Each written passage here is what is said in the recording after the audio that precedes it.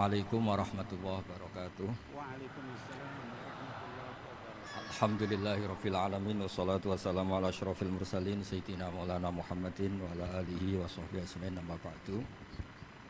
Ingkang sangat kula hormati niki wonten Habib Nabil, semua keluarga besar Habib Muntir, semua min usulihi wa furuhi sedanten ingkang kula hormati.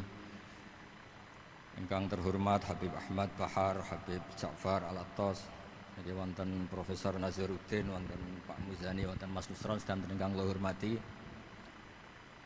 Yang spesial, saya ini punya dua permintaan. Satu, jangan diundang lagi.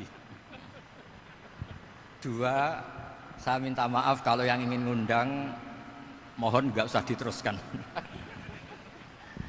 Saya akan cerita yang ilmiah. Saya terima kasih tadi sama Habib Abdullah bin Ja'far sama Ustadz Hasan Saifur Rijal. Begini, kenapa saya banyak dikutip para narasumber? Karena saya ini jenis kiai yang otoritatif. Jadi saya ini karena nggak menteri, sehingga kalau belajar itu serius sekali. Ya alhamdulillah ini ada Pak Muzani, orang yang bisa ngelantik seseorang jadi presiden. Masih punya utang satu, bisa nggak ngelantik kita jadi ahli surga? Begini kalau cerita ilmiah, nanti saya baca hadisnya. Ada kelebihan kita jadi manusia itu justru karena ketidaktahuan kita. Kita tentu hingga detik ini tidak melihat surga langsung, tidak melihat neraka langsung, apalagi melihat Allah Subhanahu wa Ta'ala. Tapi selalu ada teori, dan ini dibenarkan oleh semua ulama karena ini nas itu mansuh. Geniku di antara kelebihan Rasulullah SAW adalah diutus kafatal linnas, untuk semua orang. Sehingga ada orang ditanya, dengan apa kamu tahu kalau Tuhan itu satu? Orang ini dengan enteng menjawab, innal isnaini, angka 2, 3, 4 dan seterusnya. Nisbatu dzalika ilal wahid nisbatul far'i ilal asli. Jadi segampang itu nerangkan ayat qul huwallahu ahad. Allah itu satu. Karena angka itu 2, 3 sampai 1 miliar 1 triliun.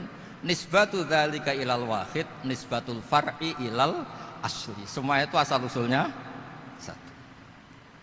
Begitu juga begitu gampangnya Syekh Nawawi Al-Bantani menerangkan.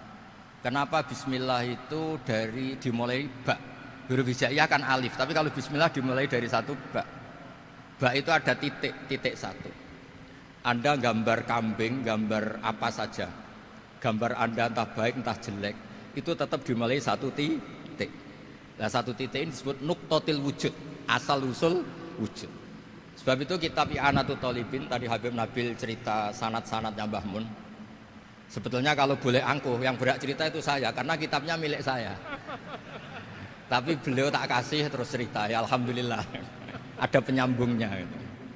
Nanti tak kasih lagi beliau. Ya memang yang paling berhak beliau karena turunannya itu.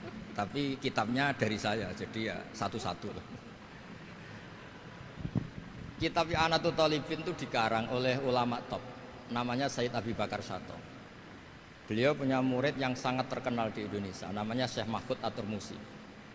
Syekh Mahfud ini punya murid diantaranya yang paling terkenal tentu Mbah Hashim sama Mbah Ahmad Dahlan, pendiri Muhammadiyah. Jadi kemudian kitab I'anah ini populer sekali untuk menerangkan fikih-fikih di Indonesia. Termasuk cerita bahwa wujubul jihad itu wujubul wasail lal maqasid. Jadi jihad itu wajib, itu wujubul wasail lal maqasid. Saya mencari di sarah. Sekiranya dakwah itu bisa tidak dengan jihad, dengan pengajian kayak Majelis Rasulullah, kayak Majelis Nurul Mustafa, kayak kiai-kiai kampung, itu sudah cukup karena sudah isolul maksud, orang sudah menjadi kenal Allah Subhanahu wa Ta'ala. Sebab itu ketika Sayyidina Ali diutus di beberapa peristiwa termasuk di Khaybar, Sayyidina Ali didhawuhi la ayyahdiyawu bika rajulan wahidan khairan laka min khumrin na'am. Ada satu saja yang Islam karena kamu itu lebih baik daripada kemenangan. Nah, kemudian ini supaya otoritatif menghormati masjid ini, Masjid Istiqlal, masjid yang luar biasa bersejarah. Saya baca keterbatasan kita, tapi ini menjadi kelebihan. Ini hadis di Shahihul Bukhari. Nanti sebagai cirinya saya tinggal supaya ini tadi otoritatif tadi supaya semuanya pakai sanad. Ini hadis dari Sahihul Bukhari sehingga Anda tidak perlu tanya ini sahih apa enggak. Karena ini di Sahih Bukhari ikutnya nomor hadisnya itu 6408. Monggo kalau mau dihafal. Biasanya jenengan kan hanya hafal Arba'in Nawawiyah. Ini hadis ini nomor 6408. Ada keterbatasan yang akhirnya menjadi kelebihan kita, yaitu kita tidak tahu Allah Subhanahu wa taala. Suatu saat para malaikat ditanya, apakah mereka yang membaca tasbih di sini misalnya di Istiqlal ini ngerti saya, kata Allah. Kata malaikat tidak tahu. Fayaqulu hal ra'auni. Qal fayaqulu nala wallah ma ra'auka. Qal fayaqulu kaifa la ra'auni. Yaquluna asyadda ibadatan wa asyadda tamjidan wa aktsara laka tasbihan. Andaikan manusia itu ngerti engkau ya Allah, maka tasbih mereka ini akan lebih dari kita. Saya beri contoh ini terutama untuk dzurriyyah Rasulullah SAW. Nabi itu manusia, basar, tapi lakal basar. Nabi ketika muji Allah Subhanahu wa taala ini supaya kalau sholat jenengan hayati. Misalnya pertama muji begini. Lakal hamdu mil'us samawati wa mil'ul ardi. Kebanyakan di Jawa memang baca pakai rofaknya mil'u. Tapi di beberapa sanad dibaca mil'a, itu urusan i'rab lah. Engkau itu saya puji seluas langit dan bumi, seluas langit dan bumi. Seluas langit dan bumi itu enggak keren. Karena langit ini tetap mahsurah. As-samawat ini apapun luasnya langit itu tetap terbatas. Bumi apapun luasnya juga terbatas. Apa yang diteruskan oleh Rasulullah SAW? Wa mil'u ma syi'ta min syai'im ba'du. Dan pujian saya ini ya Allah sesuai kehendakmu, sejumlah kehendakmu. Karena ini yang tidak terbatas. Begitu juga ketika Nabi dengan keterbatasan sebagai manusia, bukan sebagai Habibullah, atas nama manusia. Nabi itu punya dua sisi, kadang sebagai basar, kadang sebagai Habibullah. Dan sama-sama penting untuk mengawal Islam ini. Saya ulang lagi, sama-sama penting untuk mengawal Islam ini. Ketika Nabi sebagai basar ngendikan begini, la nuhsi Allahumma lakal hamdu hamda yuwafi ni'amaka, misalnya pakai mukhatab, wa yukafi mazidak. Saya memuji engkau ya Allah dengan pujian yang sesuai jumlah nikmatmu, wa yukafi mazidak, dan bisa berserasian dengan tambahan-tambahan nikmatmu. Tapi apapun luasnya nikmat itu terbatas, sehingga Nabi nambahi, la ukhsi thana'an alaika anta kama atneta ala nafsik. Saya muji ini tidak terhitung, sama sejumlah pujian yang engkau lakukan. La ukhsi atau la nukhsi thana'an alaika anta kama atneta ala nafsik. Sehingga ini kreasi-kreasi Bani Adam yang malaikat itu tidak bisa. Saya ulang lagi, ini kreasi-kreasi Bani Adam yang bakat malaikat itu tidak bisa. Ini saya baca di kitab Fathul Bari, ini sarahnya kitab Bukhari. Kata Imam, ini saya ulang lagi, ini kata Imam Ibnu Hajar al-Asqalani, pensarah terbaik Bukhari. Jadi Sahihul Bukhari itu punya sarah paling terkenal namanya Fathul Bari. Itu gurunya Syekh Zakaria Al-Ansari. Syekh Zakaria itu dikenal sebagai Syekhul Islam. Itu berkahnya punya guru alim banget, kereng. Ibnu Hajar al-Asqalani itu kereng itu keras. Kalau muridnya tidak bisa itu keras sekali, tapi urusan ngaji saja. Terus punya murid itu pinter sekali, namanya Ibnu Hajar al-Haytami. Jadi beliau kalau mau ngaji ya susah, karena gurunya itu alim, nyuruh baca. Kalau mau ngajar ya susah, muridnya itu alim, takut salah. Jadi akhirnya pinter. Orang punya murid alim alama itu kan bingung. Makanya saya tidak suka kalau Profesor Nazar ngaji saya, nanti ngoreksi repot. Sudah gitu Islamnya beliau formal karena Menteri Agama, saya non formal. Lama-lama Islamnya beliau legal, saya ilegal. Kan jadi repot nanti. Makanya tadi tak bully, tak cocokkan. Kalau jenengan Menteri Agama sampai akhirat berarti top. Tapi kayaknya di akhirat saya yang ngelamar jadi Menteri Agama. Tidak ada, ini nggak penting. Ini hanya gojlokan saja supaya kelihatan bahwa menteri pun juga warga Indonesia. Begini kata Ibnu Hajar Al-Asqalani, ini saya baca ya supaya penghormatan saya sama Habib Umar Hafid. Saya ini baca kitab beliau khatam serius, namanya Taujihun Nabi li Mardhati Bari, yang ditulis oleh Ustadz Fahmi bin Ali bin Ubaidun. Saya baca banyak, termasuk ketika beliau punya manhaj yang tidak populer, kata beliau fala budda antuwattina nafsaka ala annana khudamatu hadal kaun. Kamu harus yakin bahwa tugas kiai, tugas ulama itu khudamatu hadal kaun, mengkhidmati semua alam raya ini. Dan jangan pernah putus asa, misalnya melihat non muslim terus kamu putus asa, ini non muslim enggak. Bisa saja suatu saat rubbama aslama fakhasuna islamu, bisa saja dia Islam fakhasuna Islam. Nah, ini wirasah nabawiyah, karena dulu Nabi ketika dari kampung Abdi Yalil dan disakiti, malaikat Jibal itu usul supaya kampung itu dihabisi, kata Nabi apa? La bal arju ayukhrijawah min aslabihim ma ya'buduwaha wa la yusyriku bihi syai'an. Bisa saja bapaknya masih kafir, anaknya Islam, cucu-cucunya apa? Islam. Kayak apa Nabi itu? Rojaknya Masya Allah. Nah kemudian ini kembali ke tasbih tadi. Kata Ibnu Hajar Al-Asqalani, yukhadu min hadal hadis anna dzikral hasil min bani adam a'la wa asyrafu min adzikri al hasil min al malaikah li husuli dzikril adamin ma'a kasratis syawaghil wa wujudis sawarif wa sudurihi fi alamil ghaibi bi khilafil malaikati fi dzalika kullih.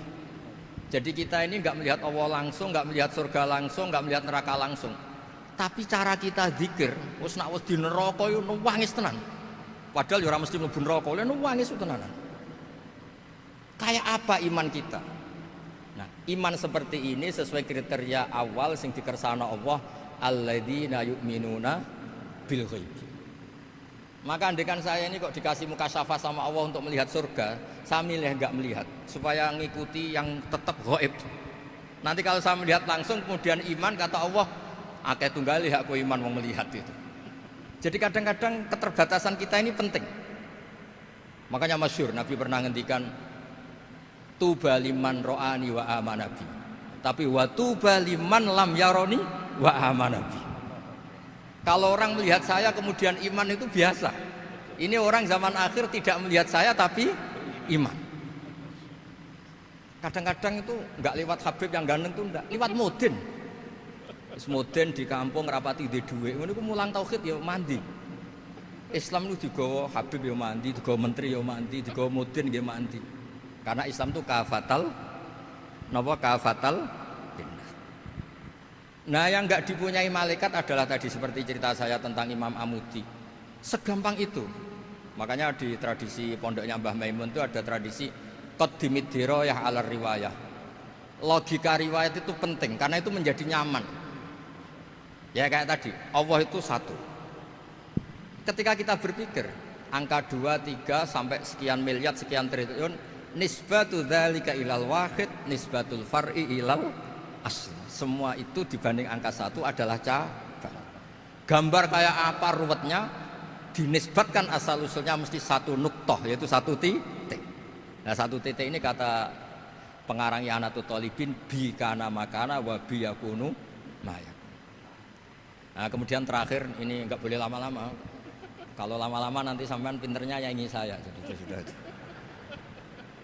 Tapi enggak apa-apa lah. Saya ini termasuk kiai yang sudah diundang. Ini termasuk Pak MPR, enggak boleh ngundang saya. Pak Nusran apalagi enggak boleh. Itu kalau di kampung sama saya hormat, kalau di sini kok kayak menteri gitu. Menteri betul tapi. Lah gurunya dia itu teman saya gitu. Jadi tanya ini kalau enggak percaya. Makanya kalau sama saya beliau cium tangan, saya sebetulnya ya nggak siap dicium tangan menteri itu nggak siap.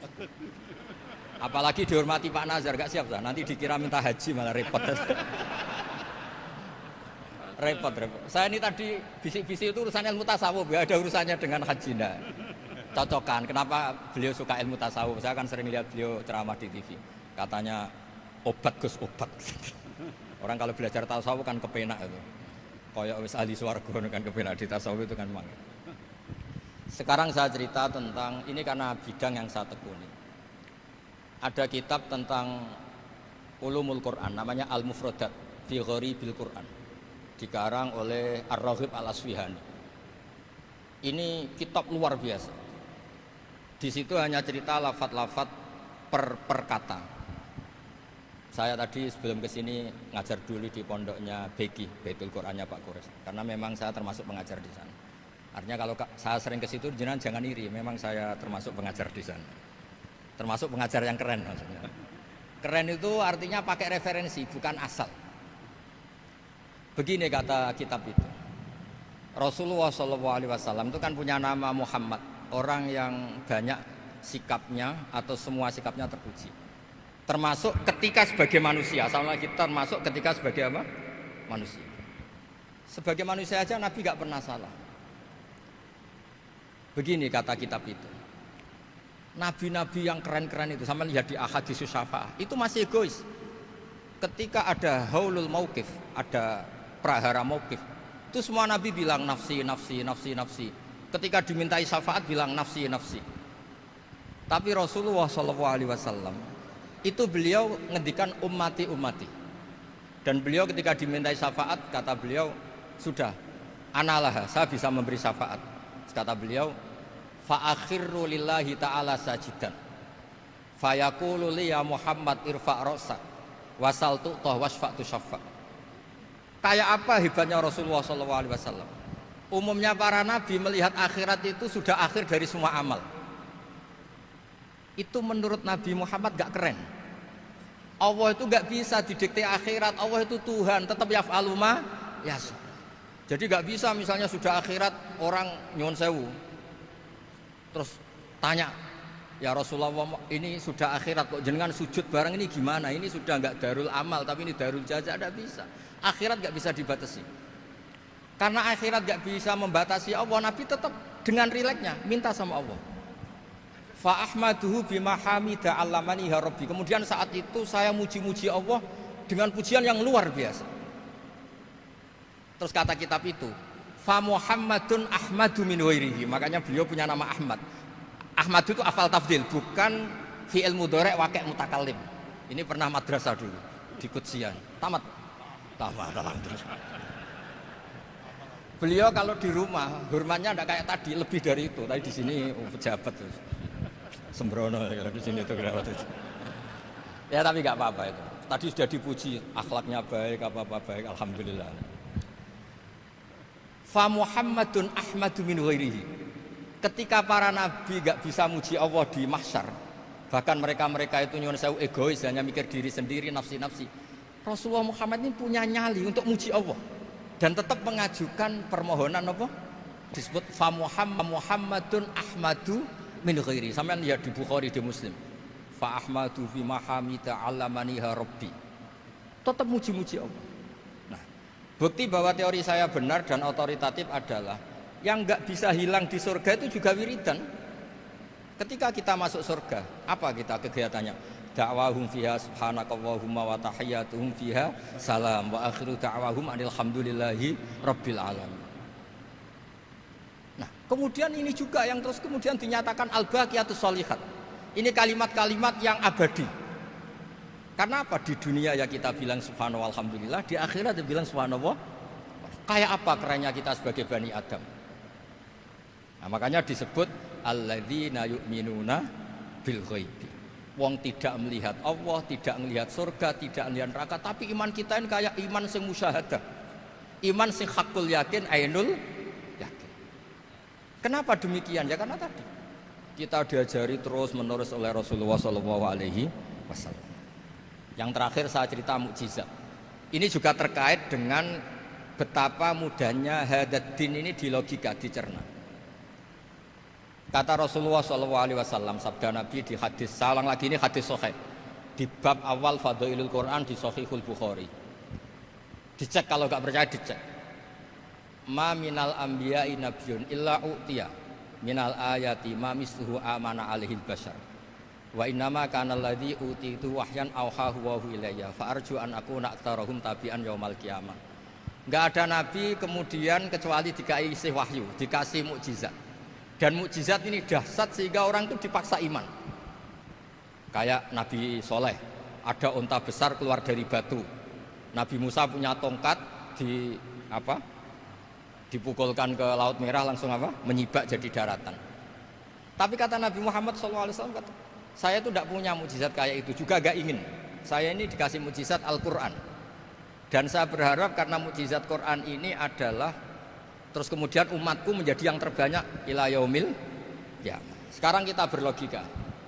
Ini kata kitab Fathul Bari lagi. Kita berlogika. A'jaza yu'jizu i'jazan. Sesuatu yang menjadikan orang lain nggak mampu disebut i'jaz. Kemudian karena ayat menjadi mukjizat, sesuatu yang kita sepakat tidak mampu.